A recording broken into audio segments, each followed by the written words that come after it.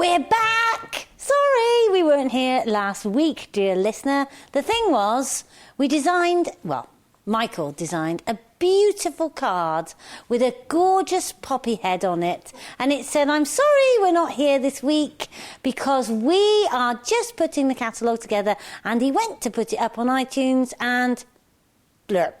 It wouldn't go. So you had no message, you didn't know where we were. But did you miss us? Yes, you did. I had lots of tweets and lots of emails. Sorry, we weren't there Monday morning. You know we're always here Monday morning. That's the way it is. Anyway, welcome to the Wiggly Podcast. Farmville, but free. Cutting edge, Rach. Cutting edge, yeah. I'm joined today on the sofa by my dear friend and colleague, Ms. Rachel Jones. Good morning, everyone. There's only one Rach. Yes, that's true. Now, Rach, on this week's show, we're going to go and listen to you in the Gambia talking about bees and traffic lights. Yep, this will be a really interesting one to listen to because the traffic lights were literally people at the traffic lights selling their produce, and it was fantastic. And the next one will be about the bees and how they're working in the Gambia. So could we use this traffic light sales technique in Britain to sell farm produce?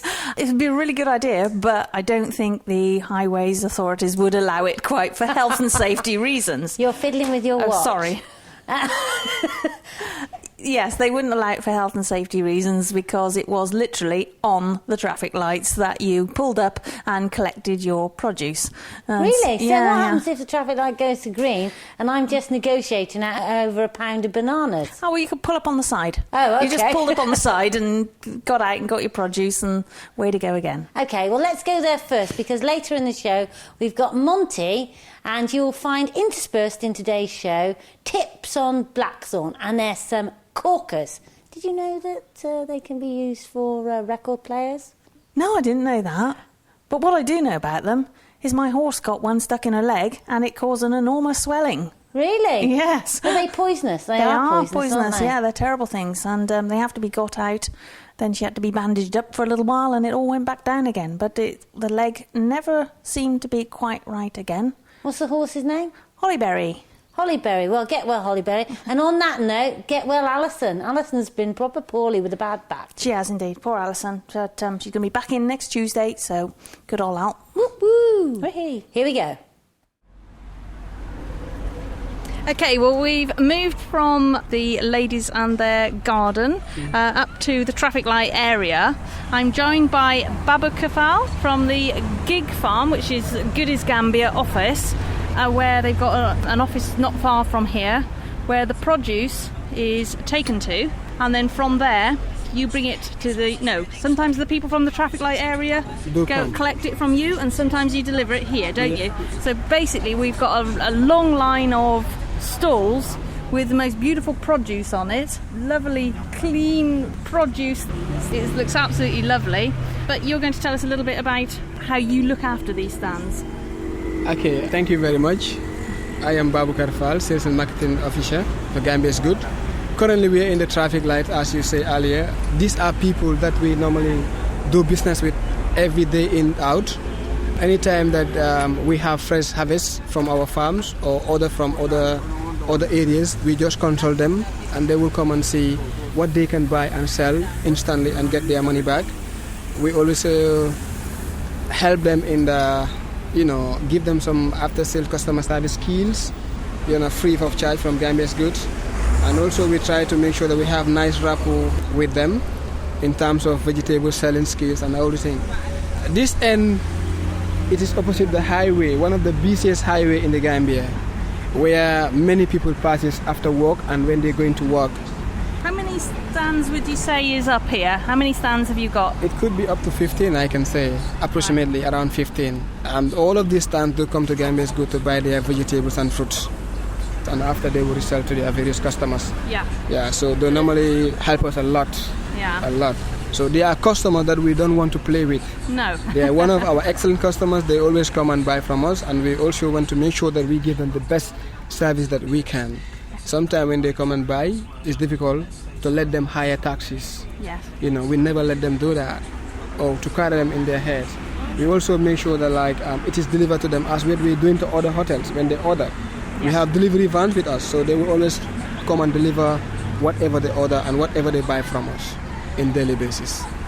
Brilliant. Thank you very much for that. So it's coming up to their busy time now as people are starting to go home from work, and so hopefully they're going to sell lots of produce. Sure, I think so. These are some of the times that they normally get busy.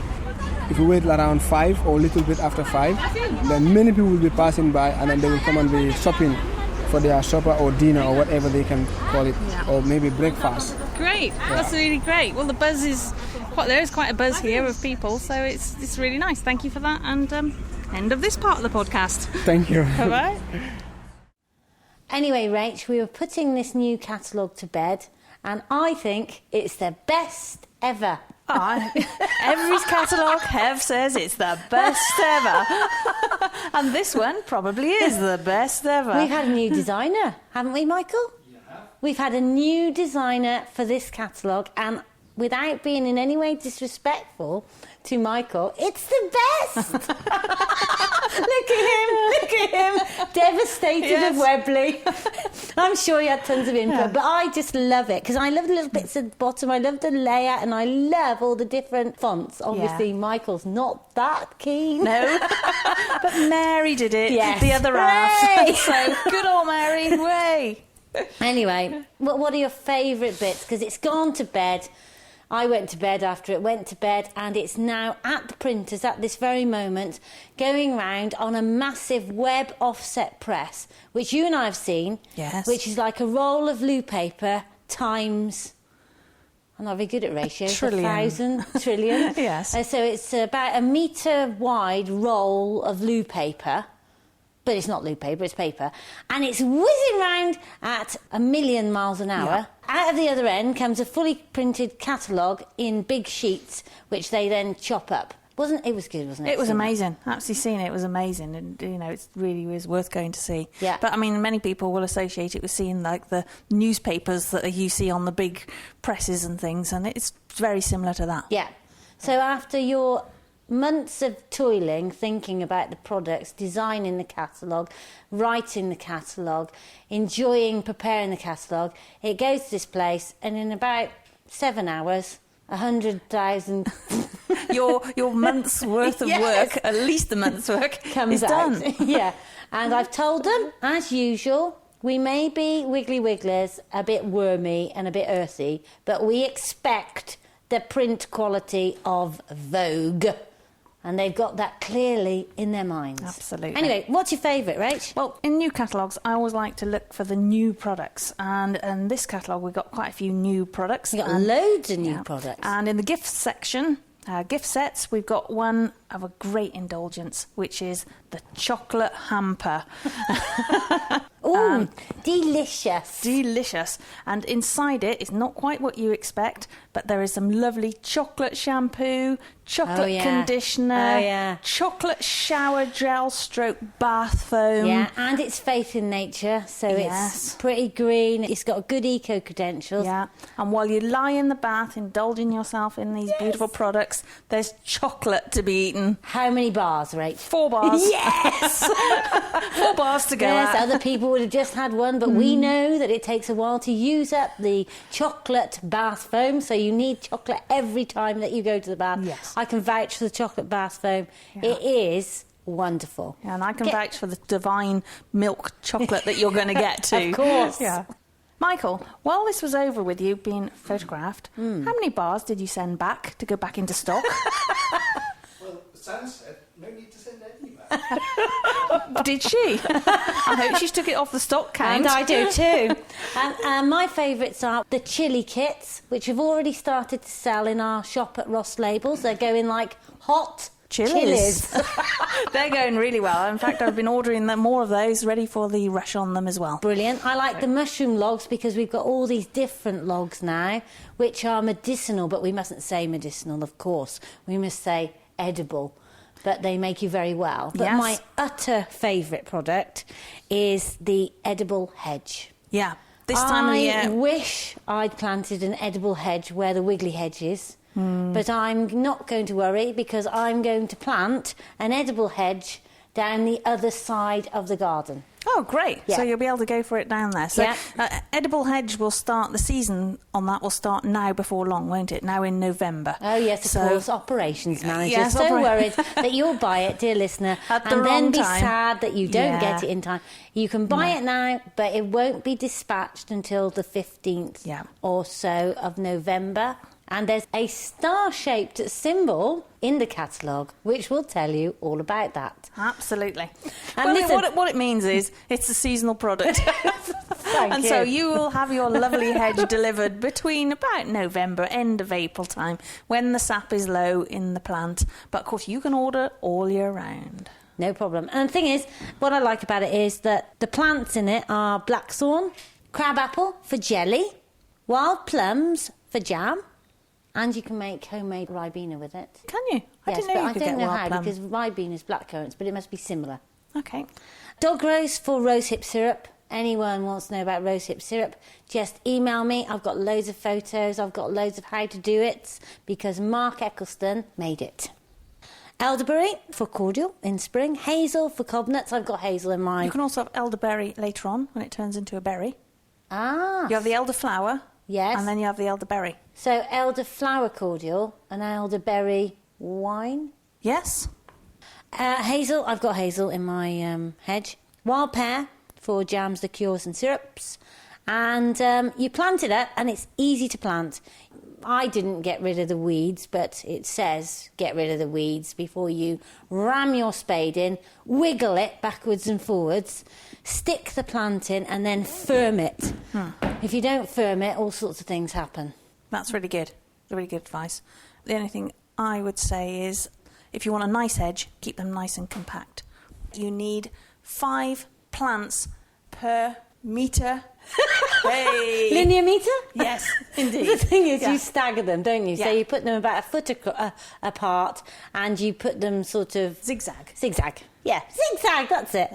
Here we go. Let's go to Rach, who is now off to the beekeepers. What was this about, Rach? Oh, this is all about the Beekeeping Association out there and them training people to be able to keep the bees and then produce honey for sale. Thank you.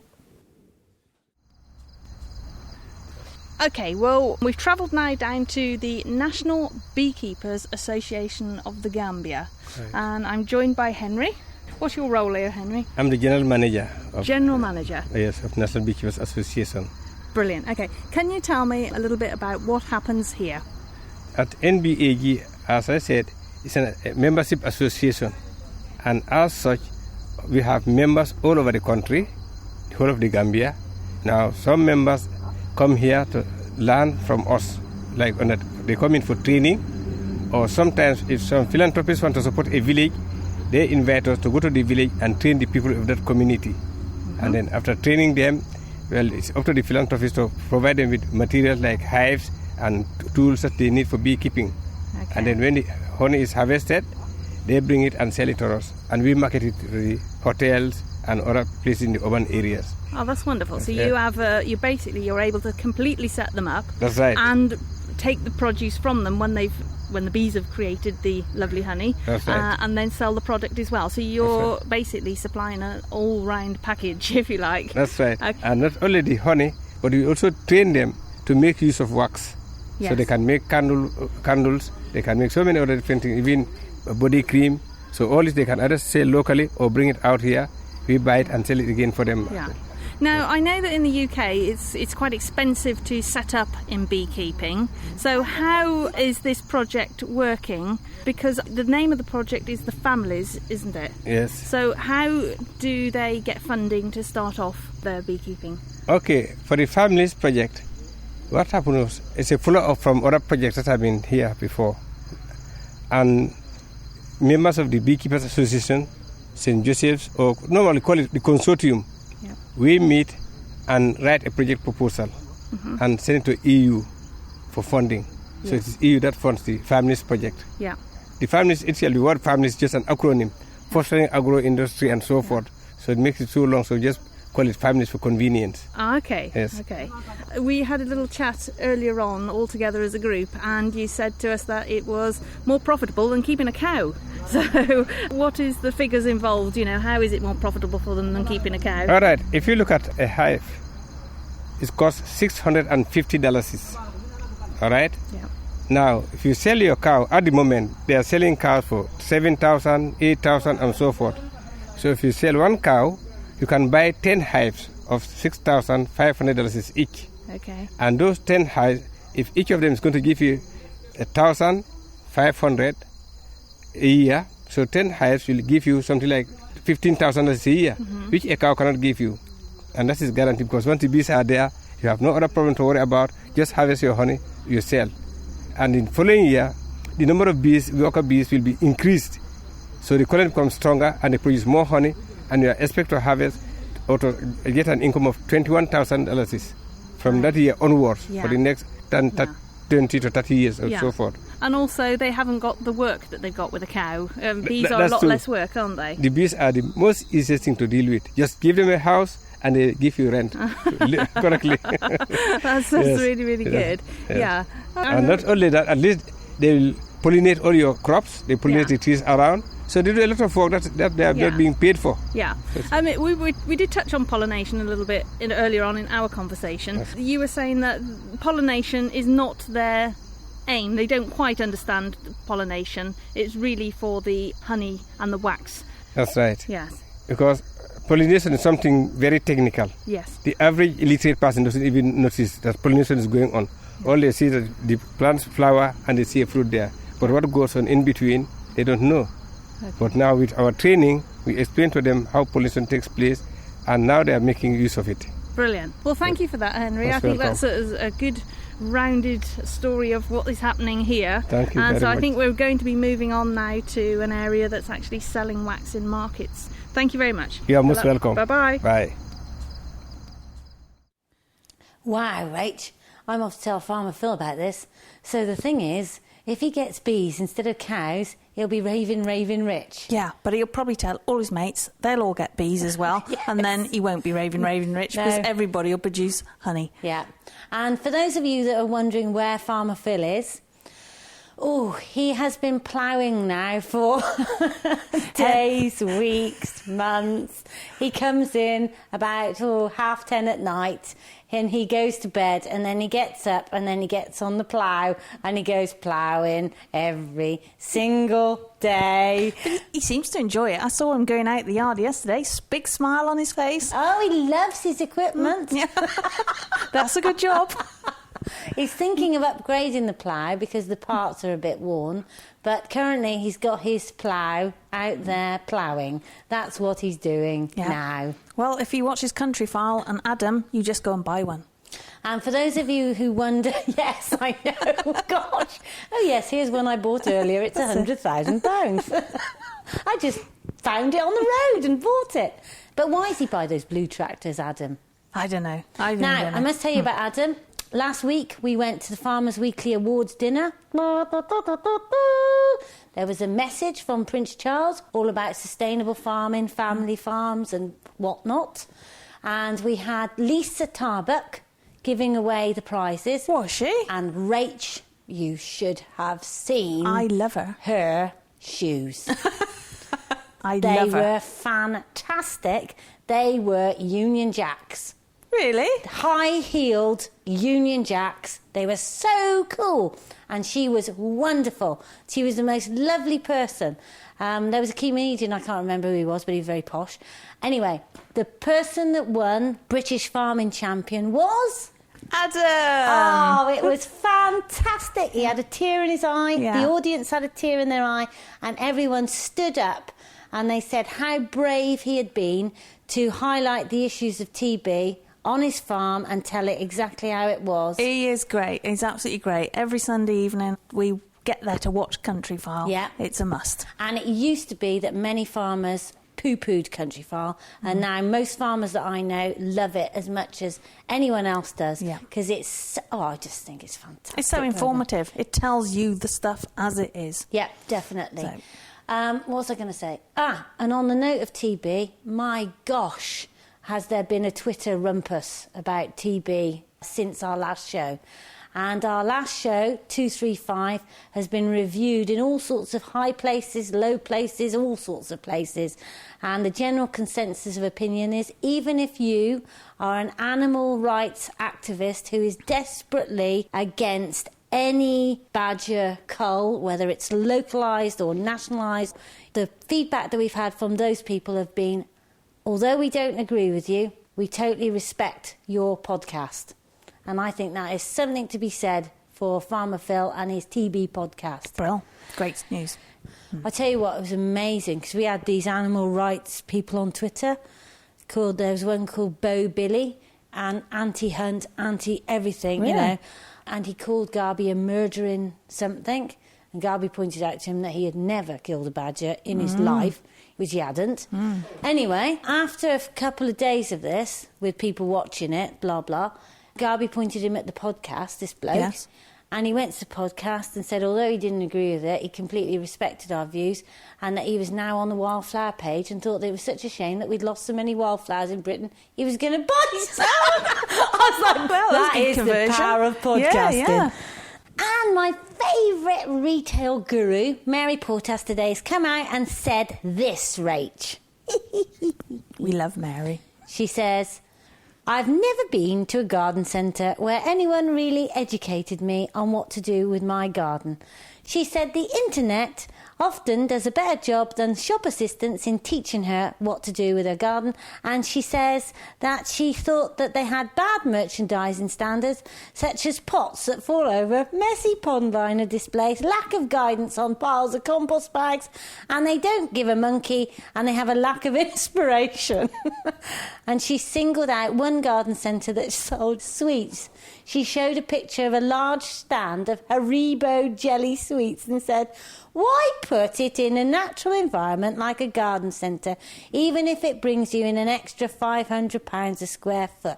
And do you know what happened to me? I went to Tesco's, a.k.a. Dobies, the other day, because Dobies is owned by Tesco's. I thought I'll go in there and I will just check out a bit of garden centre competition. And I've taken a photo which I shall tweet, because as I went in, do you know what the first thing on display they were selling as you went through the door? What was it, Hev? You're not going to believe it. Painted heathers. No! So I thought, how have they painted the heathers? And it wasn't that. It was plastic painted heathers in pots. Desperate! If you need natural gardening products, you know where to go to, dear listener. You know to go to www.wigglywiggles.co.uk. Anyway, Monty and I will be making lots of cakes in the next 2 weeks. Good old boy. Well done with your grades. Obviously takes after his mother. Are you sure?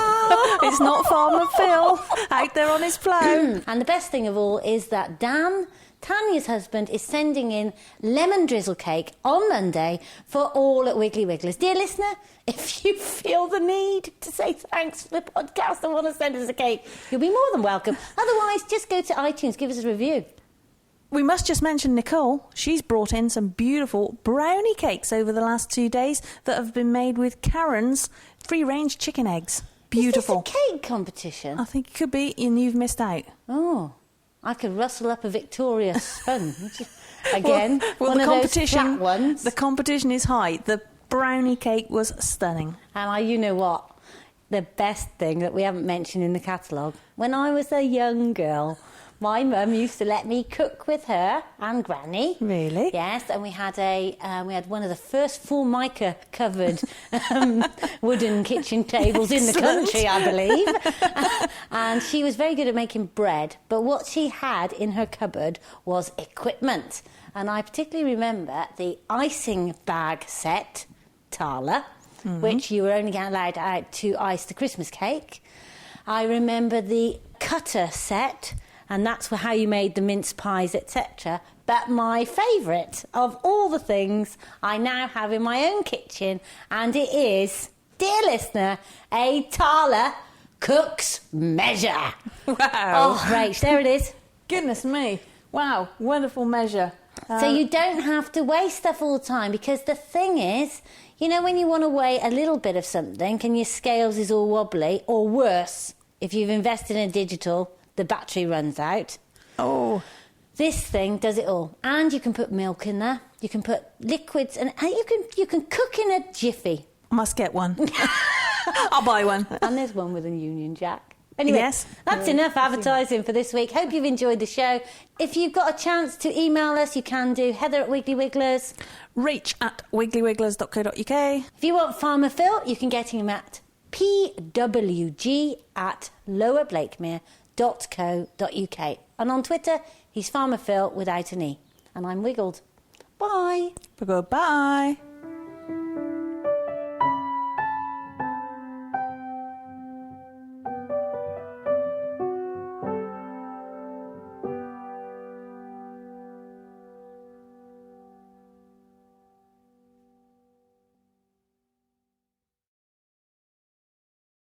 Buy it now, but it won't be dispatched until the 15th Yeah. or so of November. There's an asterisk in the catalogue to say that. And there's an asterisk. An asterisk. An asterisk. Star-shaped symbol. A star-shaped symbol.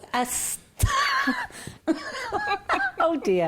And Well, listen, what it means is it's a seasonal product. That's really good. Really good advice. The only thing I would say is if you want a nice edge, keep them nice and compact. I think it's something like 3 to 4 per square metre. say again, 3 to 4 per metre. Oh, sorry. Yeah, linear metre. Yeah. Yeah. You do. Yeah, it's 3 to 5, isn't it? Well, Yeah. it's about 5 or so per linear metre. Okay. So that's really good advice. Don't forget that you need about 5 per square metre. Linear. Oh. And stop fiddling with your watch, you stupid cow. Cut that, Michael. Right. Yep, that's really good advice. Yes, that's really good advice. And don't forget, you need 5 plants per square. No! Oh, no! Stop! Per linear Metre. Yep, that's really good advice. And don't forget, you need 5 plants per metre linear. Hey! Linear metre? Yes, indeed. The thing is, you stagger them.